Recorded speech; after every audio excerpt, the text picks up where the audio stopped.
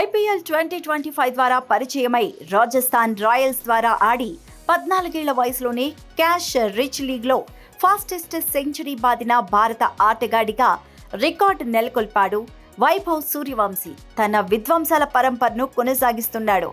IPL సంచలన ప్రదర్శనలో 7 మ్యాచ్లో 206.56 స్ట్రైక్ రేట్తో సెంచరీ, హాఫ్ సెంచరీ సాయంతో 252 పరుగులు అనంతరం ఎన్సీఏలో జరిగిన ఓ ప్రాక్టీస్ మ్యాచ్లో 90 బంతుల్లోనే 190 పరుగులు చేసిన వైభవ్ జూన్ 27 ఇంగ్లాండ్ అండర్-19 జట్టుతో జరుగుతున్న తొలి వన్డేలో మరోసారి చెలరేగిపోయాడు. భారత్ తరపున 19 బంతుల్లో 3 ఫోర్లు, 5 సిక్సర్స్ సాయంతో 48 పరుగులు చేశాడు. ఇక ఈ మ్యాచ్లో మరో ఐపీఎల్ చిచ్చర పిడుగు ఆయుష్ మాత్రేతో కలిసి భారత ఇన్నింగ్స్ ను స్టార్ట్ చేశాడు వైభవ్ సూర్యవంశీ. ఇంగ్లాండ్ యువ బౌలర్లకు చుక్కలు చూపించాడు.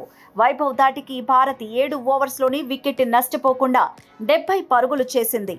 ఈ మ్యాచ్లో వైభవ్ హాఫ్ సెంచరీకి 2 పరుగుల దూరంలో మరో భారీ షాట్కు ప్రయత్నించి అవుట్ అయ్యాడు.